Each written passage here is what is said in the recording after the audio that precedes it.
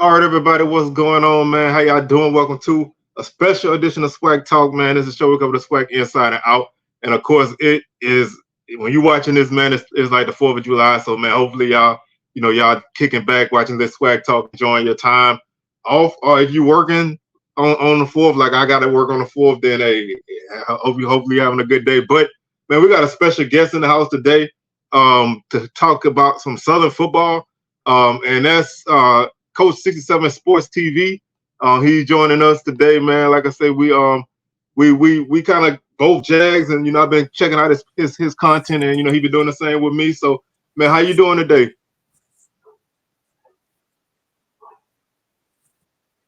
Oh man, I'm blessed and highly favored, bro. Well, man, it's good to have you on, man. Like I said, we just gonna chop it up about a little Southern football. But before we do that, man, I want you to go ahead and tell the people a little bit about yourself.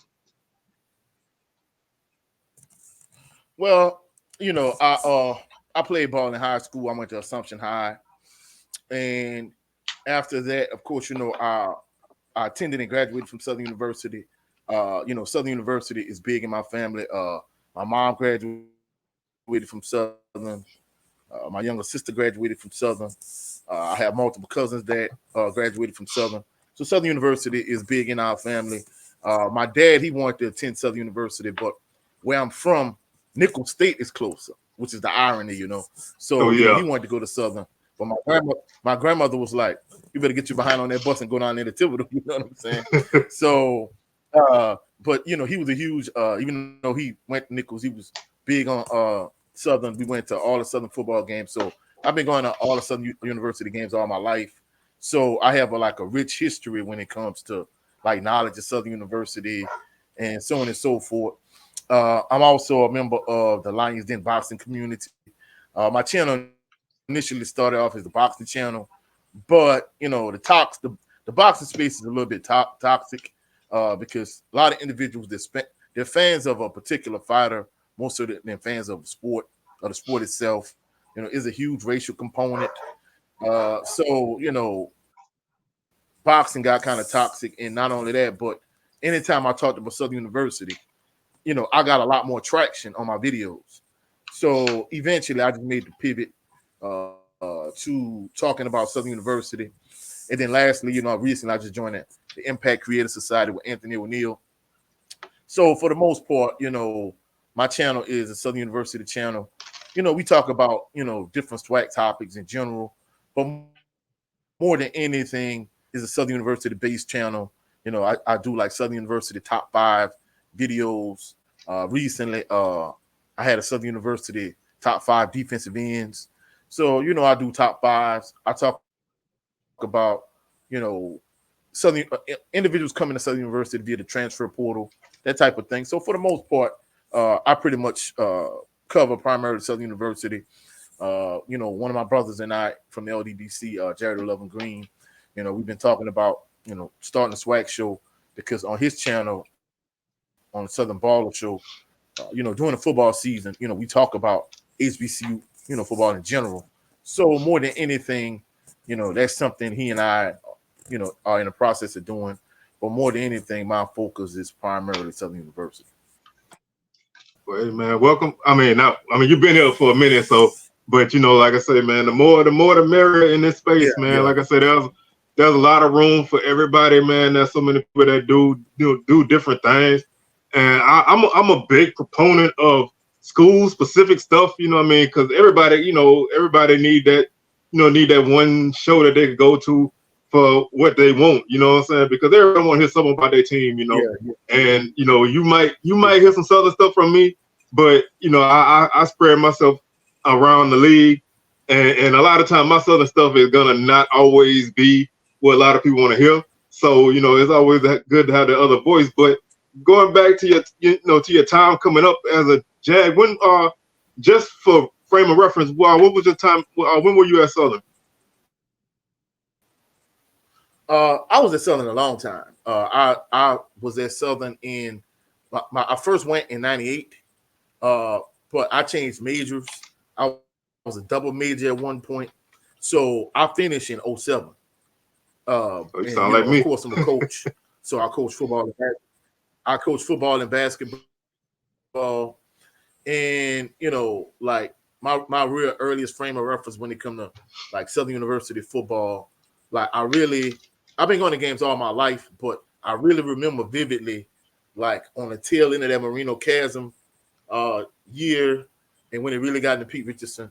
So that's why when you see me do these top 5 and top 10 Southern University videos, it's from like the Pete Richardson era on, because that's the games and the seasons I remember more vividly than like Marino Chasm, Gerald Kimball, like all of those years past. I don't remember as much because I was a little bit younger at the time.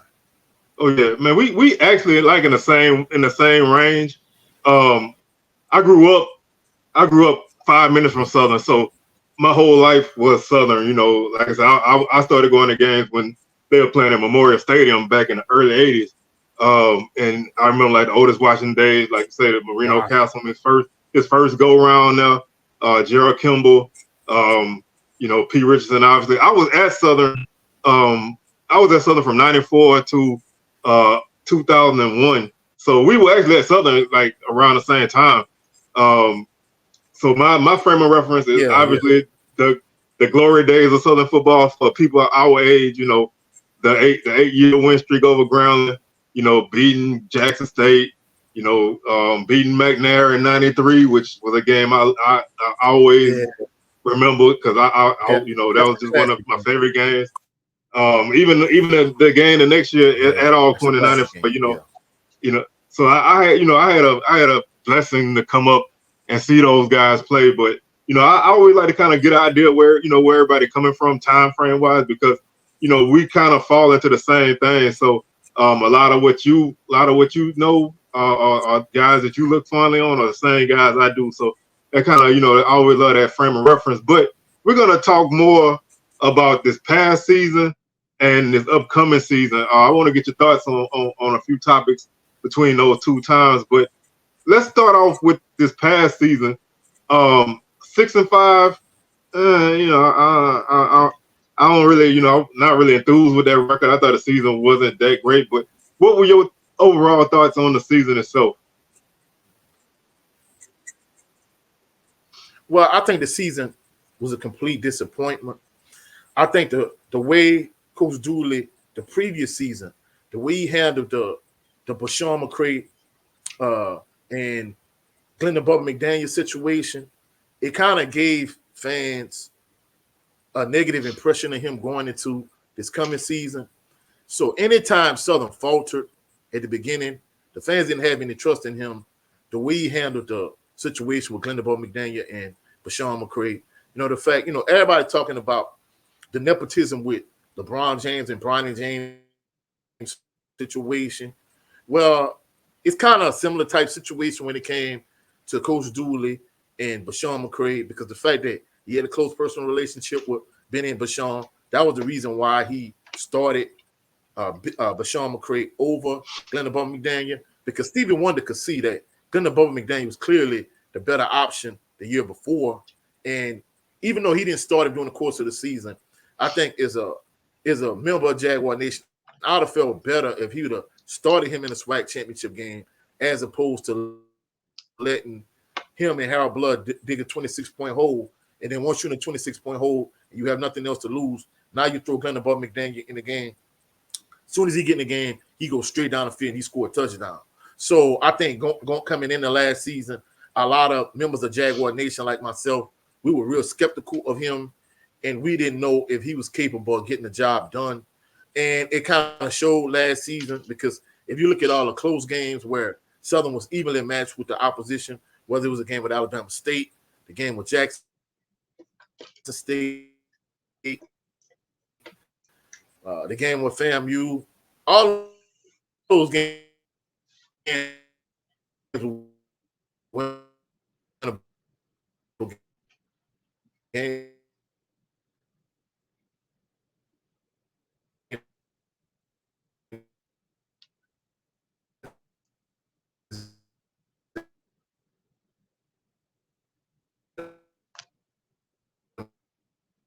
My opinion.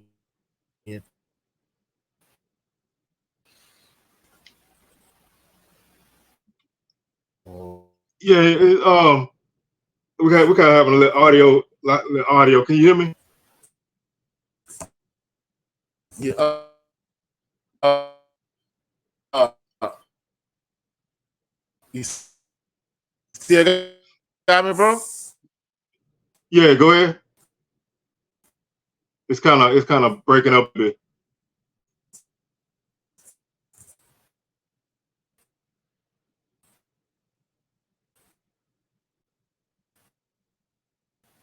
Oh.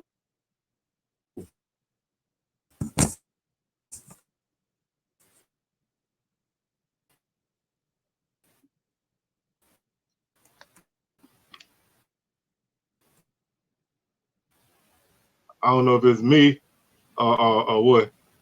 Can you hear me?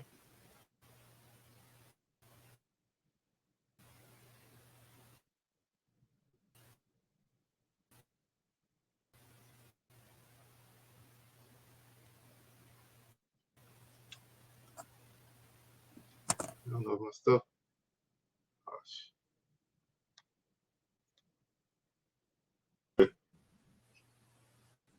All right. So basically, his mishandling of the situation, the quarterback situation, the previous season, Jaguar Nation didn't have any trust in him. And it showed during the course of the last season. Like all the close games, whether it was FAMU, Jackson State, Alabama State, all of those games were winnable games. They lost all of those games. I was at the game when they played against Alcorn State. The turnovers and the penalties were ridiculous. And from a play calling standpoint, I think he actually did a better job in the Alcorn State game. But the fact that they had so many penalties, the penalties were ridiculous. I mean, don't get me wrong. I know it was a home game for Alcorn State. It was senior afternoon. They had a little. They didn't actually fight.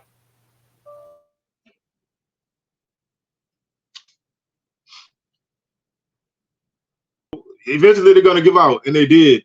And the offense never got it back right. And at that point, it was time for a change. I mean, you can be, and this goes for anybody program.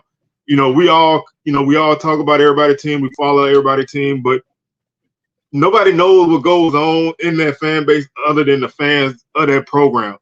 So I can talk about a coach like, man, I need to be fired, and A&M people could say, man, y'all don't really know the day to day, and I go with that. So it's the same thing with Southern. You know what you see when you listening to what people talk, but when you see a team 11 times out of the year and you follow them through the spring and the summer and everything, you know what's right and what's not right. And that was not right. That team was not right. They just were not. I think he had lost a team, and anything other than him making sweeping changes, it was not going to work. And that's why we ended up in the position we're in. I'm fine with Coach Graves. I had nothing against him. Great guy. Met him.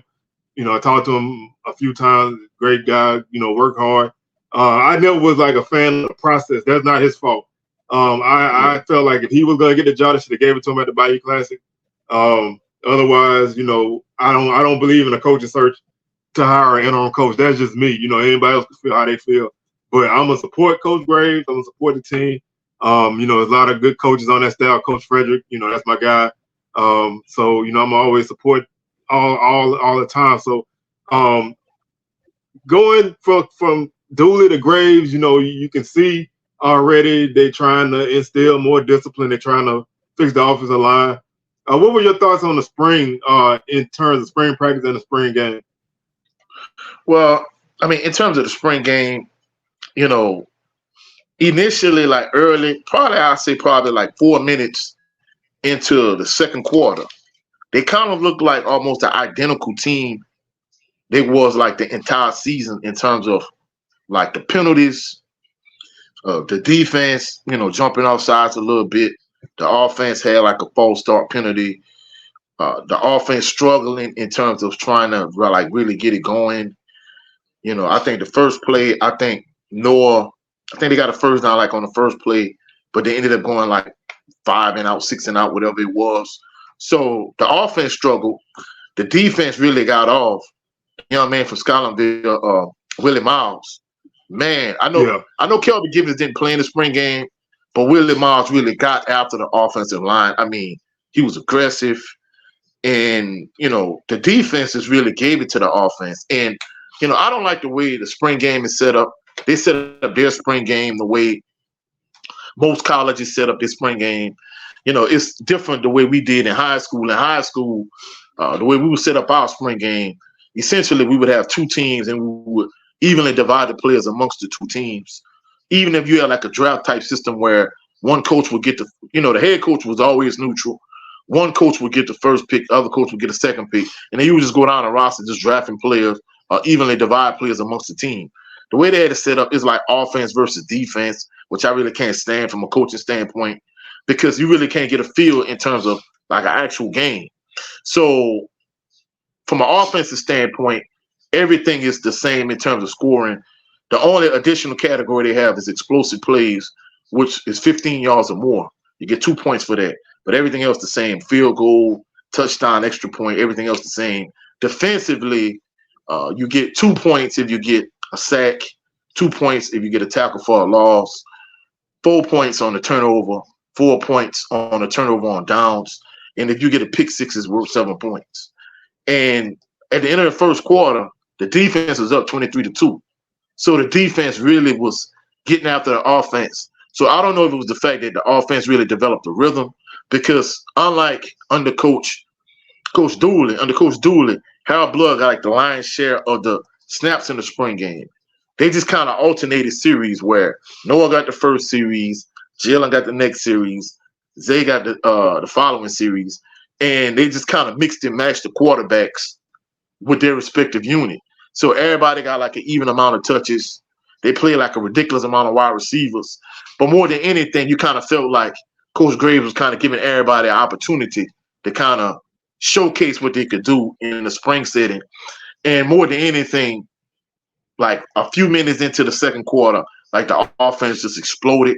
I don't know if it was the fact that the offense really developed a rhythm, because it's hard for a quarterback or even an offense to get a rhythm when you're constantly changing quarterbacks. So I don't know if they got a rhythm or the defense kind of fatigued and got tired, because the defense wasn't substituting as much as the offense.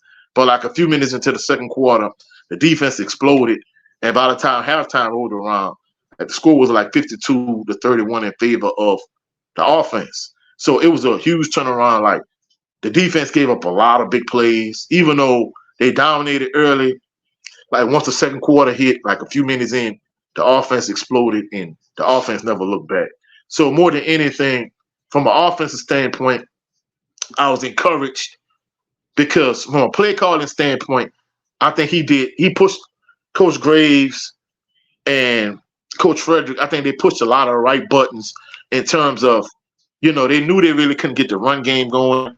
So, they ran a lot of screens to the running backs and the wide receivers. I think if I was them, I think the only thing I'd have did differently, I'd have moved the pocket a little bit more. But in terms of like going through the progression, everything was like 3-step, 5-step drop. They didn't have any deep drops. There was a lot of quick set passes where as soon as the quarterback got the snap, out of the shotgun, he would quickly go through his progression. In terms of the three quarterbacks, that was like the biggest narrative going into the spring game. Who's going to be the starting quarterback, whether it was going to be Noah, whether it was going to be Jalen, whether it was going to be Zay Tessett. I felt like of the three, I think Noah did the best job, maybe because he's the most experienced of the three quarterbacks. I felt like Jalen, he kind of mimics Noah a lot. They look real similar in terms of build and stature, even the way they play from a quarterbacking perspective. They kind of similar to me. And I think Zay Tessett, he's the local product. So I think a lot of people locally, they want him to succeed and do well. I think of the three quarterbacks, I think he's the most athletic, but that's not a huge jump. It's not like he's Thomas Ricks type athletic, Ladarius Skelton, Bashawn McCray type athletic. I think his athleticism is more like a Eric Randall type athleticism, if that makes sense. So I think he's the most athletic of the three, which isn't really saying a whole lot. It's not a huge jump in terms of athleticism, but in terms of his like footwork, his mechanics, him going through a progression, like that funky left-handed like release he has. I think from a mechanic standpoint, I think he's kind of like on the lower end of the three.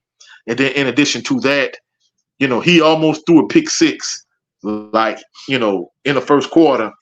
So for the most part, I think from a quarterback and progression standpoint, I think Noah, in my opinion, I think he's the leader in the clubhouse. I think Jalen Woods is second. And I think Zay Tissett is third. In terms of the offense, the offensive line is a huge issue. It's a huge question mark. The defense really got after the offensive line. So that's an issue to me. They played a ridiculous amount of wide receivers.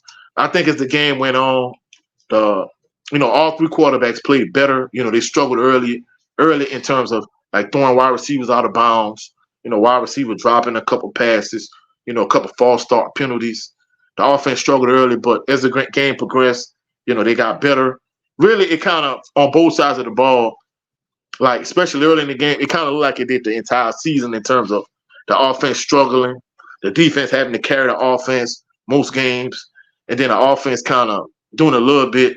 But in the second quarter, things kind of changed. One thing I like, they really got the tight end involved early. They got Dupree Fuller. They got him going a little bit, in terms of he was kind of with the catalyst that kind of jump-started the offense from a standpoint. Once they kind of got a couple completions to him, like the offense kind of got it going when it was struggling. So that was kind of one thing that's promising. I don't know if Cassius Allen is coming back or not. Supposedly this is the last year eligibility, but I think from a wide receiving standpoint, I think Chandler Whitfield is clearly the guy. I think he could kind of be like a Fred Bailey, Kenyatta Sparks type playmaker, but I think you have to kind of make a conscious effort to get him the ball in terms of like jailbreak screens, tunnel screens, bubble screens. You got to get him the ball off early and often. You got to kind of get him engaged in the game. I think if Cassius Allen is coming back, I think he can kind of be a possession receiver and kind of keep the chains moving. In terms of like the tight end, I think our guy Dupree Fuller, I think he could kind of be a weapon you could use over the middle. Pete Richardson was good for doing, that in terms of, getting a tight end involved and basically just running him up the seam and throwing him the ball. I think that's something you really could get going in terms of the offense. Kendrick Grimes is clearly the feature back, even though he didn't play in the spring game. I don't know if he was injured, if he was hurt. Looking at last season, he was clearly the guy. Not slighting Colby Dillon, not slighting C.J. Russell. I think they're good backs. I think you could get them the ball. But I think Kendrick Grimes has to get the lion's share of the touches from a running back standpoint. So, from a coaching standpoint, if it was me, I said this in my last video, you won't have a balanced offense. Now, I know some people are going to be like, balanced offense. They think if you run 100 plays, it's 50 runs, it's 50 passes. It really kind of depends on your team. In an ideal scenario, it might be, 55, 45, 60, 40. It depends on if you're more of a running team, if you're more of a passing team. That's one thing they said they went into the spring that they were going to run the ball more, but they passed the ball like 85% of the time. And I kind of see why, because the offensive line struggled. It's going to be interesting to see how Kelby Givens does this year, because that's one thing I noticed in the Alcorn State game and the Prairie View game. Like, he was the best pass rusher all season, but Taj Brown on the opposite end, he was more of a disruptive force. He was more athletic. He was more aggressive. He kind of made things happen. It seemed like when Taj Brown was not there, Kelby Givens was not the same guy. So it's going to be interesting to see, even though he didn't play in the spring, like, is Kelby Givens going to be what he was last year? And in addition to that, can Willie Miles, transport, from a defensive standpoint, can he transport what he did in the spring into the regular season? Because one thing I noticed as a coach, I remember when I was in high school, like our defense, during the week, they would just dominate the offense. And we thinking when Friday night rolls around, like the offense is going to struggle and the defense is going to dominate. But you get to Friday nights and the defense was average and the offense actually did a good job moving the ball. So a lot of times when you're playing against your own teammates, which matchup favor you. Hey, I'm more athletic than this guy, so I can kind of get after him.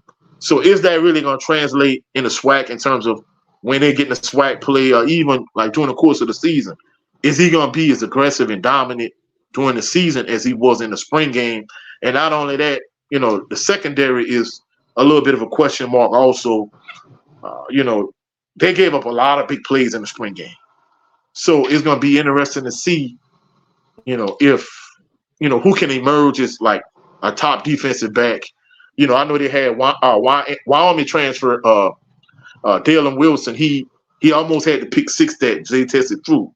So it's going to be interesting to see who emerges in the secondary, how good the secondary can be and how much depth can they add to the defense. Because to me, I kind of felt like in the spring game that the defense kind of fatigued a little bit.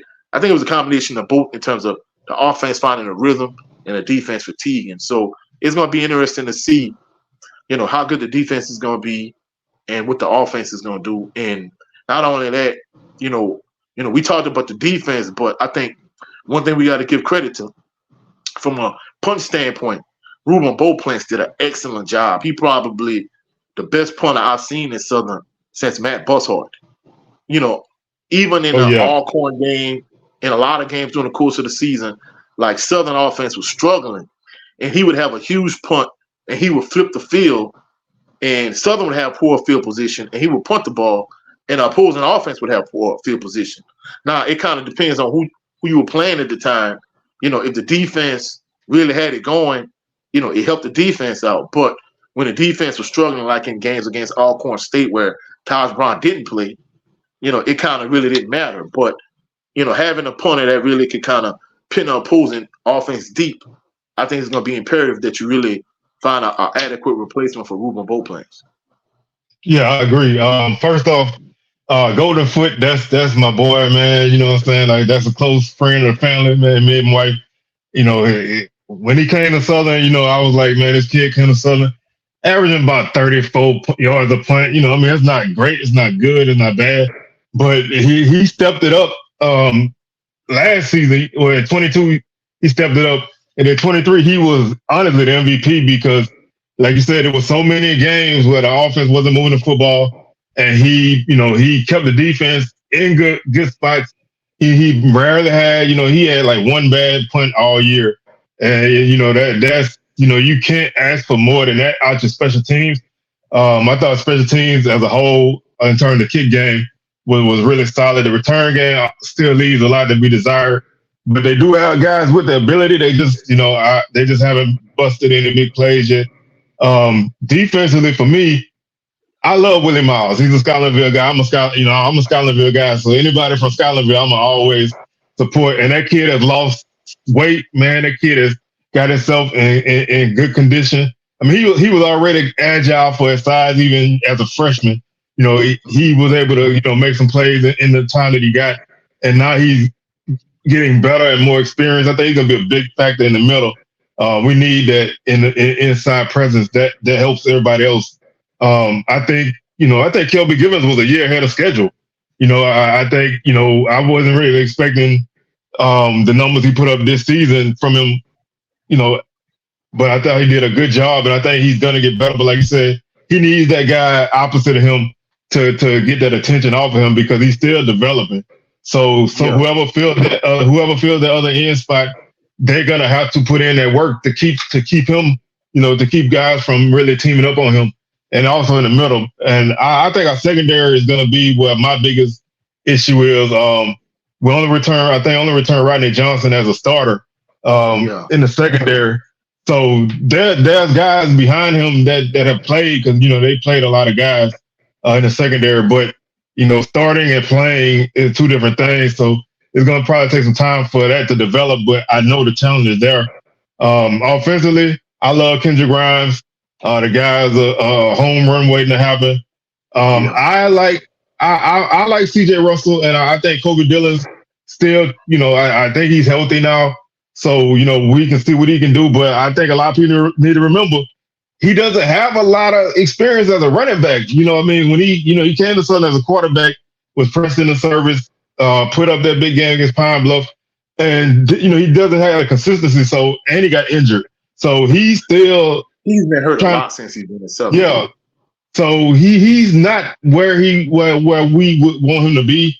So I don't know how big his role is going to be.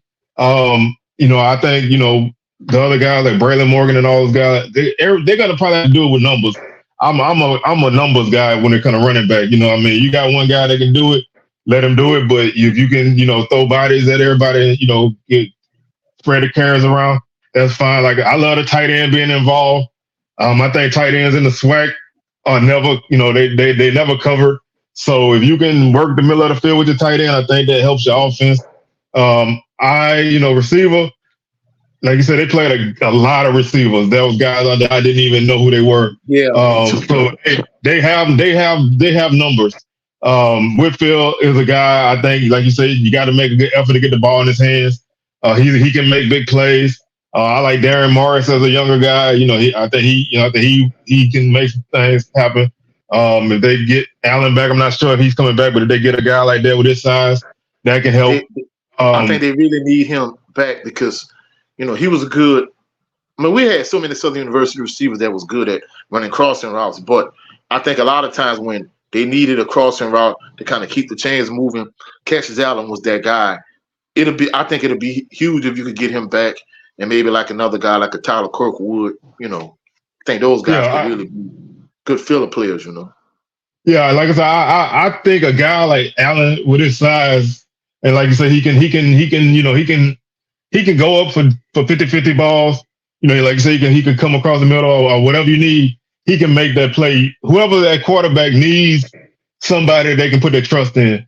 And that's somebody that's short-handed. Like I said, I think Whitfield can be a guy like that. My personal belief is that Noah Biden is going to be the starter. I mean, he has the most experience out of everybody. He does have a lot of experience, but he started 5 games in D1 football.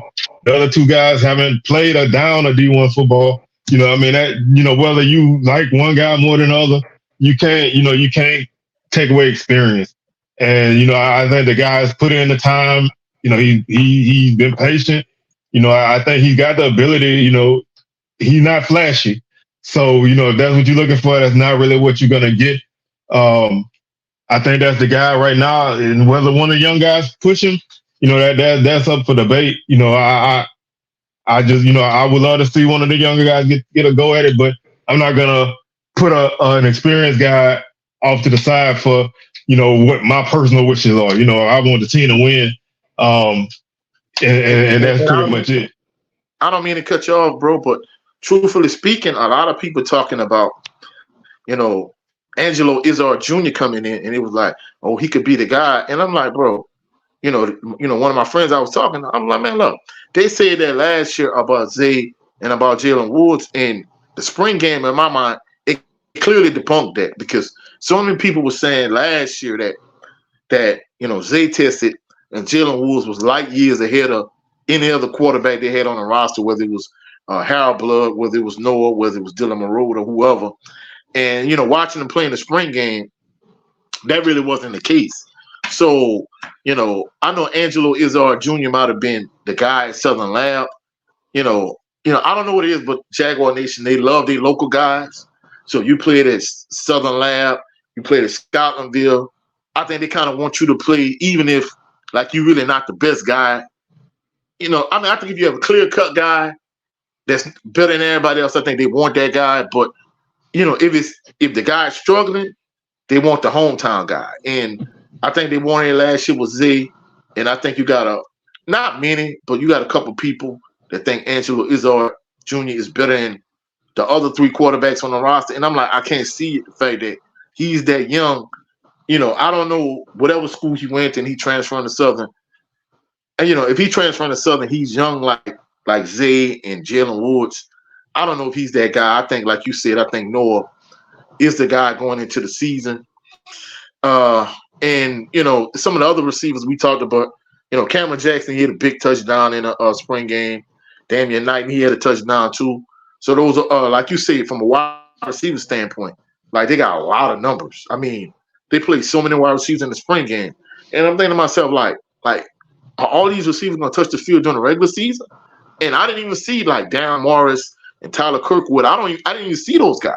And they still played a bunch of wide receivers.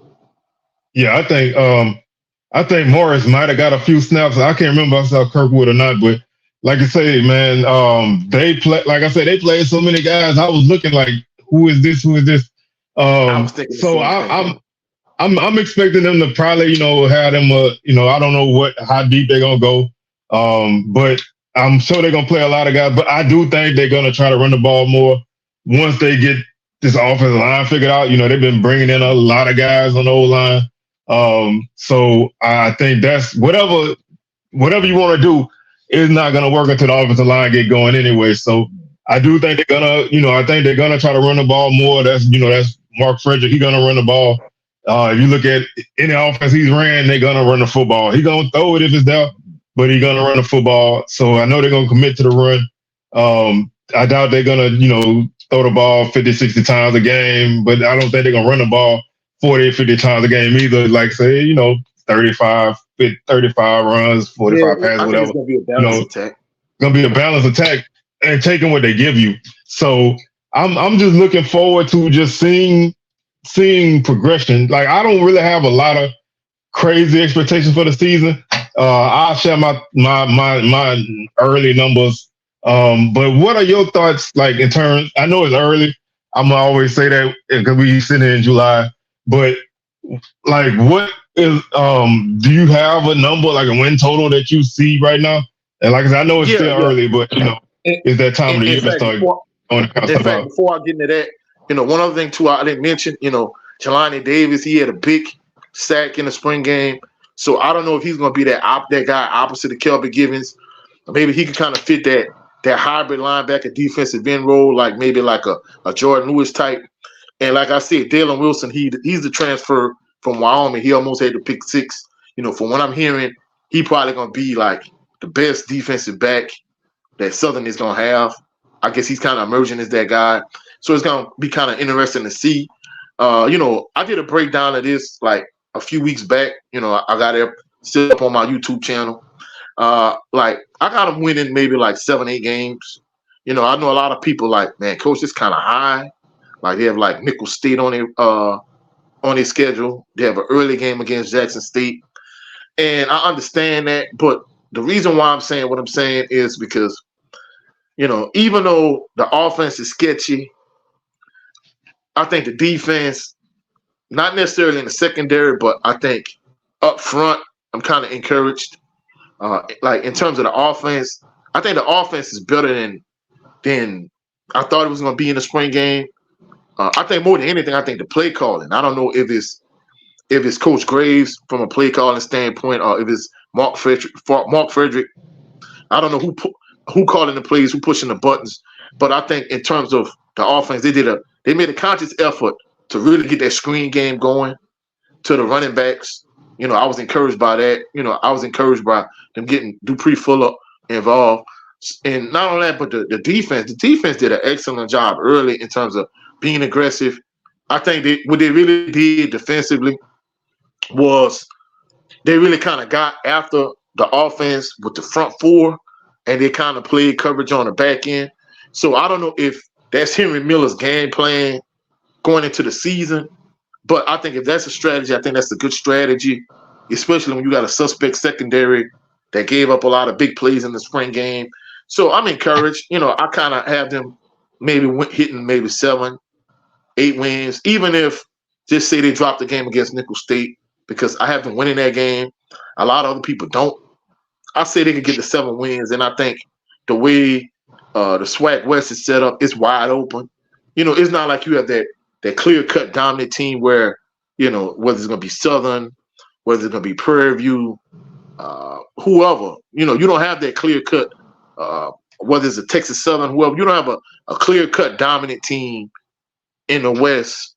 Even in the East, I think is I think it's a little bit more clear-cut where, you kind of say, hey, Jackson State probably going to win, maybe FAMU, whoever. But the West is wide open. So that's why I'm a little bit more encouraged. I think if they're on the East side of things, I'd be like, nah, they probably going to be a middle of the pack team in the East at best. But I think the fact that they're in the SWAC West, I think that's an encouraging thing. And then not only that, but you have the 2 Southern Conference games against McNeese State and Nicholls State. It's kind of like, games to kind of get your mojo going if you, to start the season against McNeese. And if you're against Nicholls State, I think that's the point of the season where you really want to hit your stride and you will kind of take it to the next level.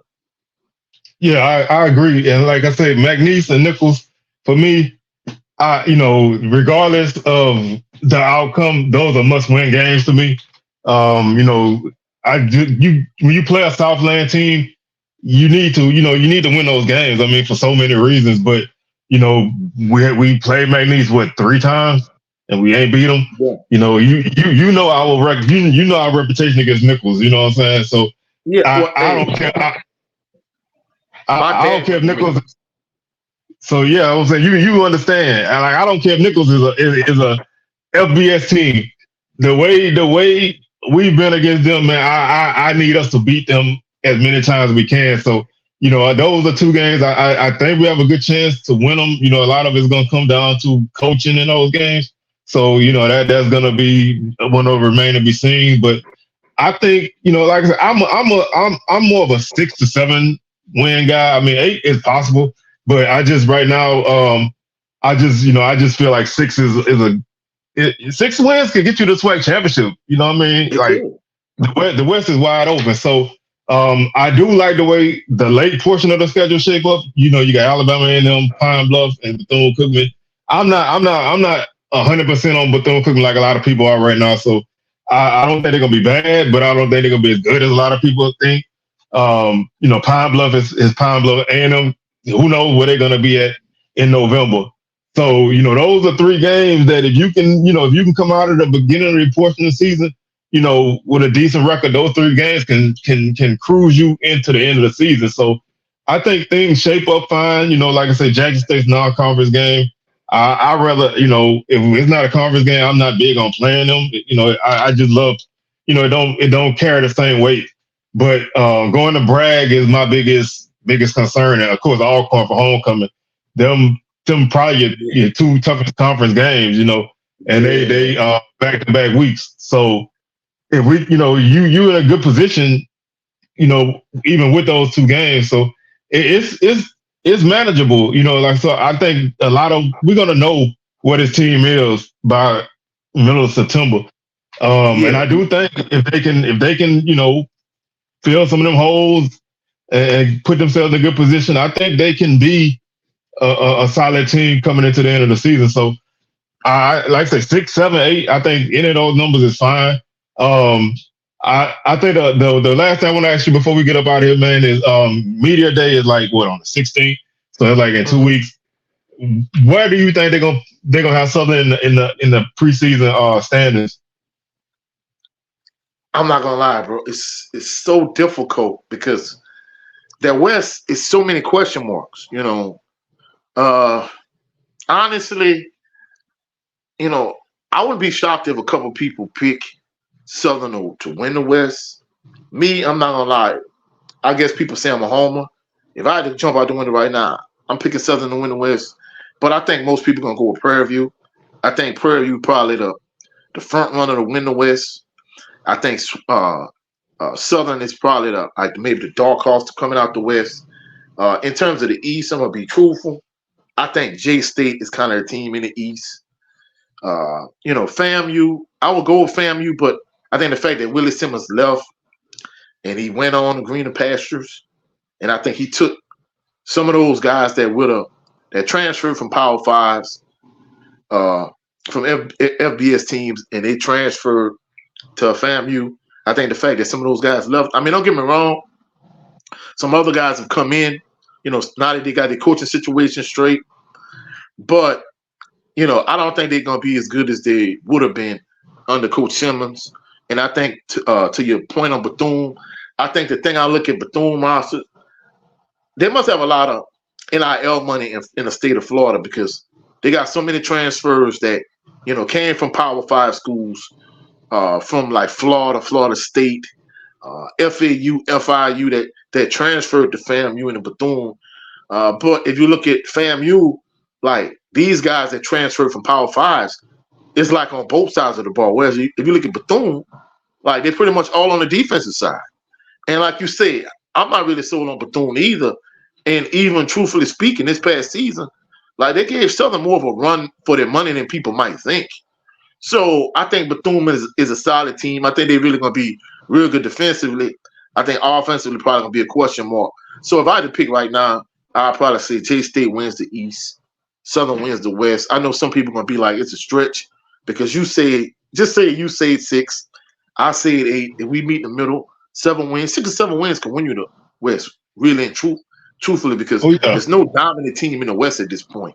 So if I had to kind of make a pick, I think that's where I would go with it, you know. Yeah, I mean, I feel you on that.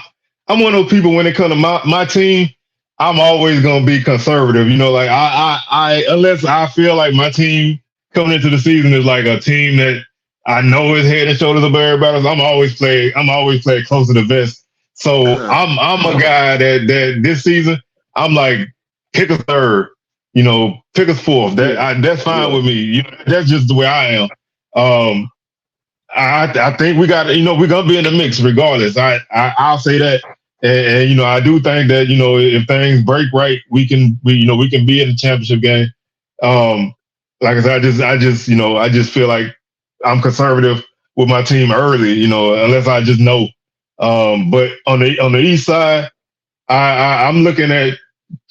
I still look at FAMU because I'm just one of those people going into this season. I believe like the champ until you beat them. Unless they just don't have any talent, and they still got talent. Of course, new coach, that's a big question mark. So, you know, we'll find out a lot about them early. J-State gonna be in the mix. I love their offense. Irv Mulligan is like one of my favorite players in the league. He that guy at running back. I'm not gonna lie. He is. He running people over him. That's what I say all the time, man. So, you know, I think, you know, they got some questions on defense, but I think the offense is solid. So between them and FAMU and, you know, Bama State, you know, I think they kind of like the darling right now. Any of those teams gonna be in the mix. And like I said, the West is wide open. Everybody got questions in the West. So I don't think any answer is wrong. You know, so if you think Grambling can win it, hey, more power to you. You think Alcorn could win it, or you know, Prairie View or Southern or whatever, you know, I don't think there is a wrong answer in the West. So I think you can put those names in the hat and pull them. So I'm eager to see how people pick it. But I think on the West side, whatever they pick is probably not going to be there at the end, because I do think it's going to come down to that last Saturday in November. Whether that means both of them teams fighting for that spot or they fighting to keep somebody out, something it's going to come down to the Bayou Classic, one way or the other. My preference is Southern wrap it up before that.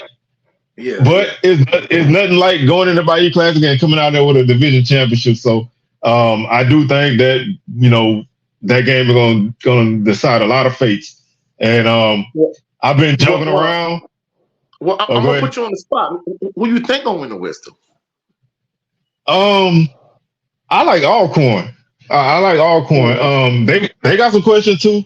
And of course, they got a new coach too. But you know, I like a lot of the stuff that they still got. I think their defense is still solid.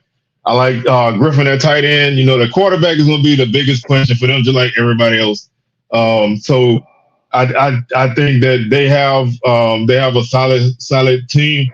Prairie View probably got the best schedule out of all of us in conference play, but they have, you know, they got a quarterback as well. So like I say, you know, right now, hand on, you know, on the spotlight in my face, I'm going with Alcorn.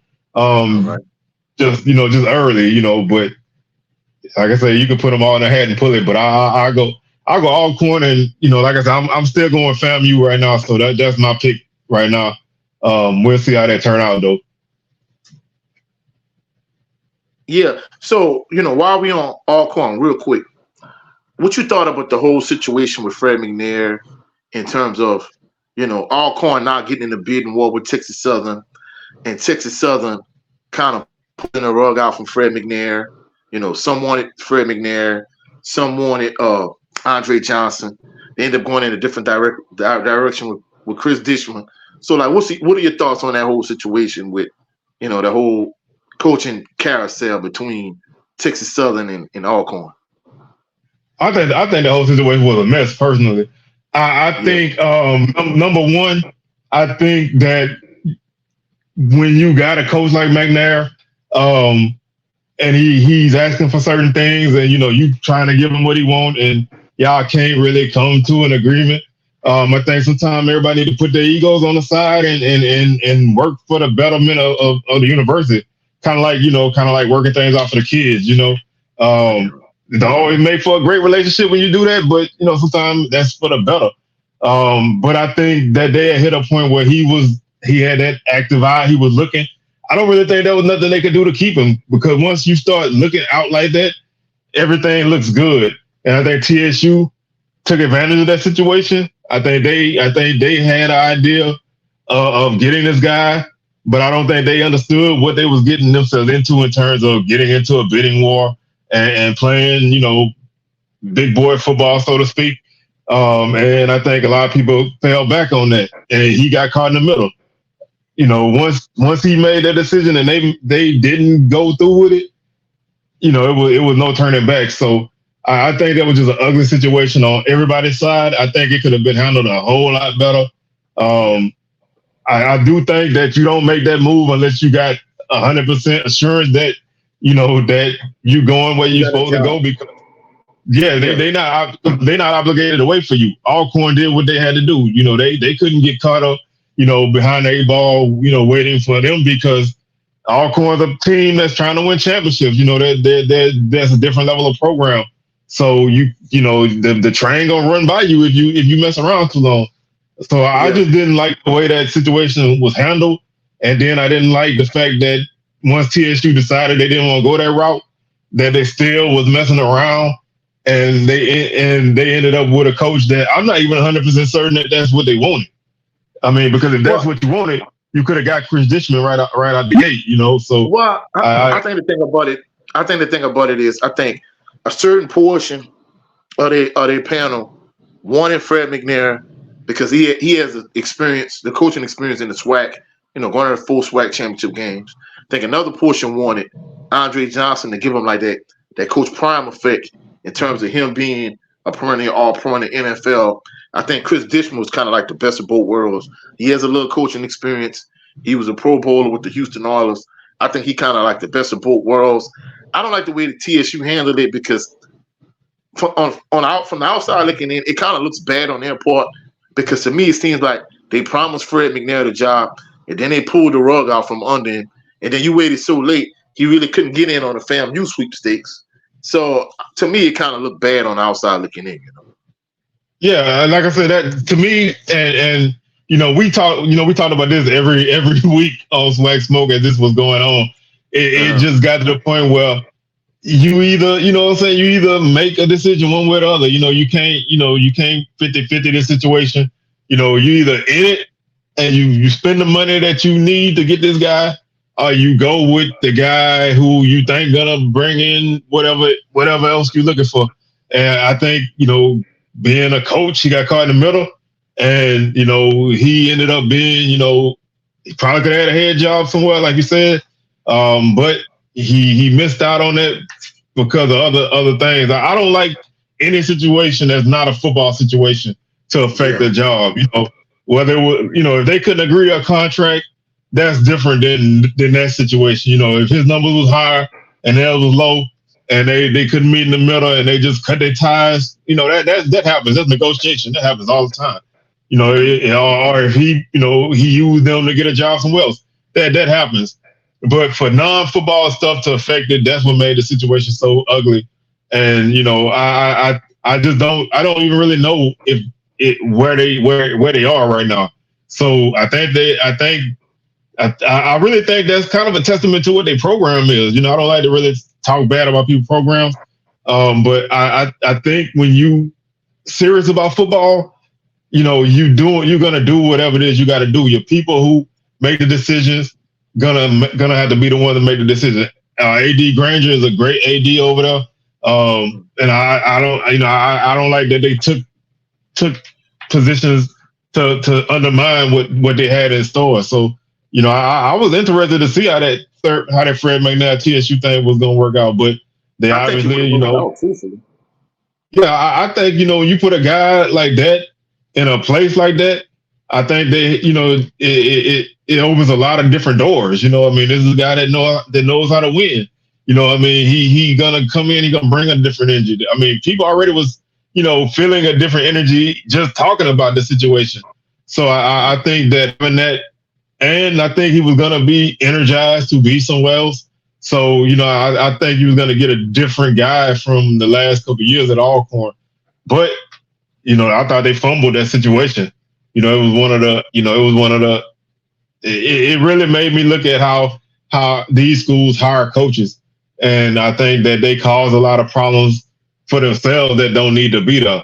And that's why I feel like that was just an ugly situation that could have totally been avoided. Yeah, and I'm gonna be truthful. I think it's a situation across the SWAC in terms of hiring coaches, because even the way Southern brought Coach Dooley in, I didn't like the way they did that, and we saw how that played out. Even going back years with the Stump Mitchell situation. So I think maybe it's just a swag thing. I mean, who knows? But at the end of the day, I'm glad to have him at Southern, but I think he's just at Southern for a good time and not a long time. Yeah, because I totally agree. Hey, either he gonna be at Southern a season, at max 2, and he gonna go on. He gonna get another head coaching job somewhere else, because a coach of his caliber is not gonna be a tight ends coach for long. Yeah, and like I said, I feel like this was just to give him something to do. You know what I'm saying, and to kind of keep him from not having a year on somebody's sideline. Till he get to that right position for him. So I never I don't look at this as a long term thing. I think, like you say, he here for a good time, not a long time, and I think all things considered, the situation, he should never even be at Southern as an assistant coach right now. Yeah, he should be head coach somewhere. But I think we need to look at a lot of the hiring practices at SWAC schools. I think anytime you have a coaching change, they're very rarely cut and dry and smooth. So, you can look at the situation at Grambling. You can look at FAMU. You can look at Southern. It wasn't so much that Southern was a rocky situation, but I don't really feel like there was a lot of transparency there. Not that they owe us a lot of stuff, but I do think that if your fan base is gonna run with things, you have to get ahead of certain things and call that wild speculation is gonna happen. When you don't have any kind of it was a lot of speculation. Trust me, I know a lot of different rumors. I heard, certain high school coach in Baton Rouge that played for Southern was a all SWAC wide receiver that he was supposed to be the next head coach. So you 100% accurate in terms of, you won't get ahead of it, and you won't be transparent about like what the process is, what's going on. Yeah, like I said, I don't think that you need to tell everybody everything. You don't need to, you don't need to share every meeting you have. I just think, if you put out, a 5-guy list and be like, this is what we doing, this direction we looking, and then you make your decision, but when your fan base, you have to sometimes you got to play the cards the way they dealt, and sometimes for certain fan bases, you got to give them a little bit more, because I think a lot of people like Coach Graves. I think a lot of people, wasn't upset with the hire. I think a lot of people just didn't like the way that it went. And unfortunately, I think that shined a light on Coach Graves that didn't deserve to be on him. So I think you put him in a position where he came in almost with his back on the wall, and that's not fair for any coach.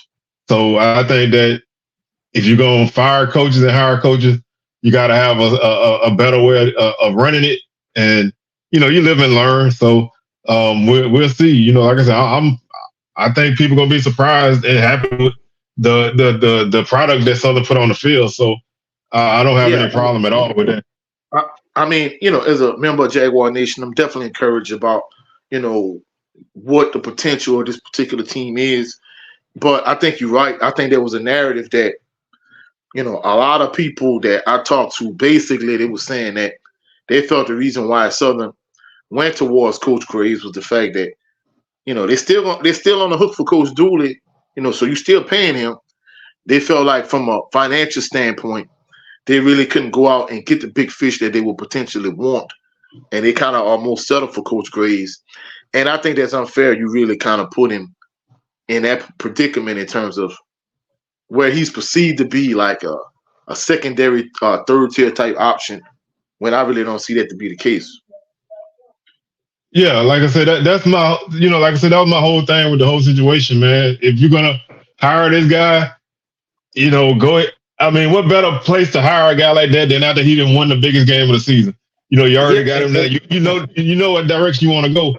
That that was something me and my dad we talked about the whole time. It just, if that's the direction you're gonna go, then that's the direction you're gonna go. If you're gonna have a search and he turns out to be the best guy out of everybody that you looked at, so be it. But a lot of times people are not gonna look at it that way. And unfortunately, perception become reality. And when you don't have a lot of information, you got to grasp at whatever you get. And 9 times out of 10, when you don't know something and you speculating and grasping, it's not gonna ever be what you think it's gonna be. So you set yourself up for disappointment to a degree. And the crazy thing about it is, he won the Value Classic both on the Southern side and the Grambling side. So to me, I kind of think it gave him, a leg up on a lot of other coaches in terms of, with the coaching search. And like you said, I think the way they handled it, it was so many wild rumors that some of them I won't even touch, Oh yeah, like I said, I honestly tried to stay out of a lot of that because I was like, man, this stuff is too crazy. I'm not gonna get wrapped up into any of it. I'm gonna try my best to just kind of go with the flow with things. But like you say, when you in the area and you talk to people who, I know people who don't even really follow Southern football like that. They kept asking me because they know what I do. So it's like you gotta you kind of get tired of hearing all that stuff. So it's like you kind of isolate and insulate yourself and wait for the news to come out. So I think hopefully we ain't got to go through this for a while, because this is like this is something I hate coaching searches at Southern. So hopefully we ain't got to go through this for a while. Hopefully Coach Graves is in for a while and we have success. But man, like I say, I want to thank you for joining me on the show today, man. This was a good show. We're gonna definitely have to make this happen again. Before we get up out of here, on the platform, man.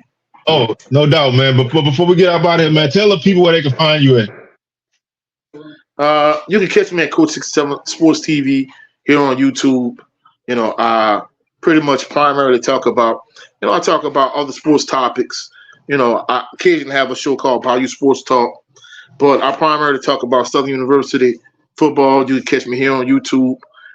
You can catch me on other social media platforms, but I'm primarily here on YouTube where, I talk about Southern University football.